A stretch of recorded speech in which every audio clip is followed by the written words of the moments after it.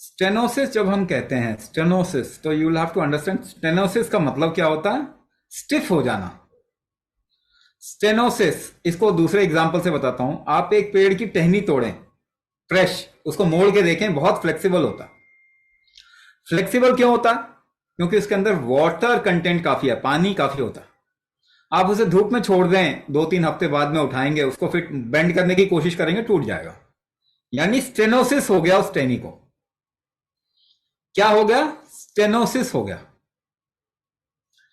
तो स्टेनोसिस को ठीक कैसे कर सकते हैं? अगर उसको पानी में डाल देंगे तो कुछ समय बाद में वो फिर फ्लेक्सिबल हो जाता है। पहले रस्सियां बनाया करते थे ना, तो ऐसे ही करते थे। ये लोगों का विजडम था। आपके शरीर में पानी की मात्रा जैसे जैसे कम होगी, आपके शरीर में स्टेनोसिस होगा। दूसरा पार्ट, आपके शरीर की गर्मी जैसे जैसे कम होगी, शरीर में स्टिफनेस आएगा। ये दो चीजें, ये दो चीजें हमको समझना पड़ेगा। तो यूजुअली क्या होता है, जब बॉडी के अंदर रिस्क होता है, ब्लड प्रेशर बढ़ता है, क्योंकि आपका शरीर काम करना चाहेगा। काम करने के लिए उसको प्रेशर चाहिए, और आप प्रेशर डेवलप नहीं कर पा रहे, तो वो ब्लड प्रेशर बढ़ा के अपने को बचाता है। आप ब्लड प्रेशर को कम कर देते हैं, पानी निकाल देते हैं। एस इनिबिटर खा लोगे, हाइड्रोक्लोरोथायजाइड, लोसाकार, तोजा, Ripesh, coins, S inhibitor, telmisartan, ऐसा कुछ खा के शरीर का पानी कम कर देंगे। उसके बाद हार्ट कोलैप्स कर जाता है। फिर कहते हैं हार्ट अटैक तो बढ़ रहा है दुनिया में। अरे आप करवा रहे हैं हार्ट अटैक।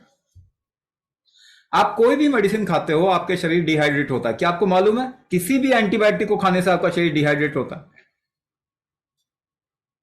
अच्छा, केमिकल अंदर डालने से आपके शरीर में रिस्क आएगा, तो ब्लड थिक होगा। रिस्क जब भी आपके शरीर के अंदर आता है, रिस्क से बचने के लिए आपका शरीर करेगा क्या? ब्लड को थिक करेगा, क्योंकि बाहर चोट लगती है, इन्फ्लेमेशन होता है, तो ब्लड थिक होता है, और उस वजह से वहां पे हीलिंग होती है। तो ये शरीर का नियम है कि आपने केमिकल खाया, खतरे में आया, वो ब्लड को थिक किया। ब्लड को थिक करेगा तो अंदर इन्फ्लेमेशन कहीं पे है, तो वहां पे क्लॉट होने के चांसेस होंगे, जिसकी वजह से स्ट्रोक आएगा, पैरालिसिस होगा, हार्ट अटैक होगा। हार्ट अटैक ब्लॉकेजेस से नहीं होता। हार्ट अटैक ब्लॉकेजेस से नहीं होता, क्लॉटिंग से होता है। मगर क्लॉट हो क्यों रहा है, ये मैंने रीजन बताया आपको। तो दो काम।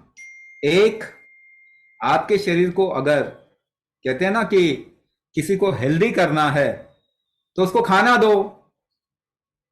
खाना देगा, देने पे अगर वो पचा सके ठीक से, तो हेल्दी हो जाएगा। तो मेटाबॉलिज्म अगर इंप्रूव कर देंगे, तो एक जड़ है वो कि आपके बॉडी को वो रिकवरी में मदद करना शुरू कर देगा। दूसरा पार्ट, टॉलरेंस बढ़ा देंगे बॉडी की, तो क्या होगा कि वो थिक नहीं करेगा ब्लड को। अगर आपके शरीर में प्रॉपर गर्मी रहेगी, तो आपका शरीर का ब्लड थिक होगा ही नहीं। मेटाबॉलिक हीट भी कह सकते हैं इसको। ये दोनों ही काम कुंभक से होते हैं। तो कुंभक तो इस वक्त में एक तरीके से कह लो कि अटमोस या सबसे जरूरी चीज होगी। क्या इसको रिकवर कर सकते हैं? हाँ जी, बिल्कुल कर सकते हैं। हमारे पास में ऐसे पैरालिसिस के केस हैं जो 95% से ज्यादा रीगेन कर गए अपनी sensation. Drop foot, myasthenia gravis, lockjaw, frozen shoulder और जॉइंट स्टिफनेस के केसेस बहुत जल्दी उनको फर्क पड़ता है। मगर स्लिप डिस्क हो गया जी, तो थोड़ा मौका दें अपने शरीर को, क्योंकि स्लिप डिस्क तो तभी होगा ना जब तो पूरा स्ट्रेंथ ही लूज कर जाएगा स्पाइन। तो अगर अलाइनमेंट आप धीरे धीरे करें, पहले तो स्ट्रेंथ बिल्डअप करें, मेटाबॉलिक स्ट्रेंथ बिल्डअप करें, अपना टॉलरेंस बढ़ाएं, धीरे धीरे करके आप एक्शन के लायक बनेंगे। एक्शन करेंगे, अलाइनमेंट करना शुरू करें। अलाइनमेंट जैसे जैसे करते जाएंगे, स्पाइन का अलाइनमेंट जैसे जैसे होता जाएगा, ये जो स्लिप डिस्क की प्रॉब्लम है ये ठीक हो जाएगी। तो एक स्टेप बाय स्टेप प्रोसेस में जाना पड़ेगा, थोड़ा लॉन्ग टर्म टारगेट लेना पड़ेगा। मगर क्या है, एक मौका शरीर को जरूर दें। बहुत जरूरी हो तो सर्जरी के लिए भी जा सकते हैं, मगर सर्जरी इलाज नहीं है, मैनेजमेंट है। मैनेजमेंट के साथ इलाज करना जरूरी होता है। तो रिहैबिलिटेशन के लिए भी तो आपको कुंभक करना पड़ेगा, अपने बॉडी को ही स्ट्रांग बनाना पड़ेगा। सर्जरी के बाद अगर रिहैबिलिटेशन करना है तो भी आपको कुंभक करना पड़ेगा, इलाज करना है तो भी कुंभक करना पड़ेगा। तो एक लॉन्ग टर्म टारगेट लेके चलेंगे, अपने शरीर पे धीरे धीरे काम करेंगे, तो ये शरीर किसी भी स्थिति से आपको उठा सकता है, ये 100% गारंटी है।